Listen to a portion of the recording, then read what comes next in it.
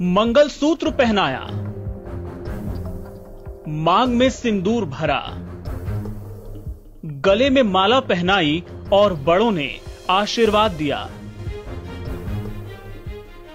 भिंड के गोरमी इलाके में रहने वाले दिव्यांग सोनू जैन की शादी दोनों पक्षों के कुछ खास लोगों की मौजूदगी में घर पर ही कराई गई थी। दिव्यांग होने की वजह से सोनू का रिश्ता कहीं नहीं हो पा रहा था। ऐसे में ग्वालियर के रहने वाले उदल खटीक नाम के एक परिचित ने जब 90,000 रुपए लेकर शादी कराने का भरोसा दिलाया तो सोनू ने खुशी खुशी स्वीकार कर लिया। उदल खटीक दुल्हन को लेकर सोनू के घर पहुंचा। दुल्हन का नाम बताया अनीता रत्नाकर। उसके साथ एक शख्स और था जिसे अनीता का भाई बताया गया। जिंदगी में सेटल होने का काफी वक्त से इंतजार कर रहा सोनू शादी के दिन काफी खुश था, पर वो इस बात से बेखबर था कि इस खुशी की उम्र ज्यादा नहीं है। ज्यादा क्या, ये खुशी कुछ घंटे भी नहीं टिक पाई। शादी संपन्न होने के बाद सब खाना पीना खाकर अपने अपने कमरे में सोने चले गए।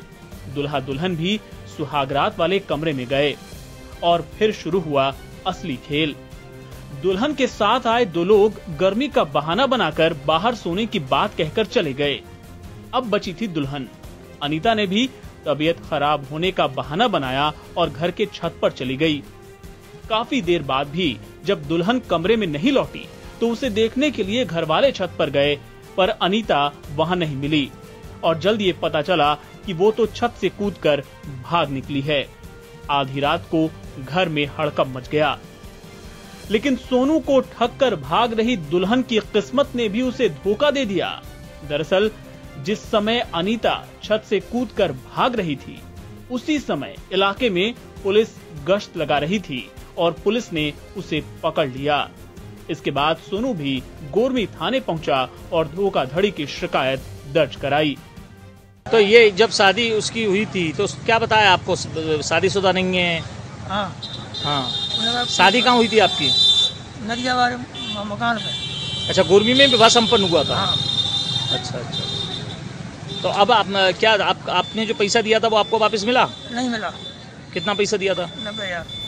इस बीच पुलिस ने 2 अन्य आरोपियों को भी धर लिया। उनसे पूछताछ के आधार पर इस मामले में उदल खटीक, जितेंद्र रत्नाकर, अरुण खटीक और अनीता रत्नाकर समेत एक अन्य व्यक्ति के खिलाफ धोखाधड़ी सहित अन्य धाराओं के तहत केस दर्ज कर लिया गया है और मामले में आगे की जांच शुरू कर दी गई है।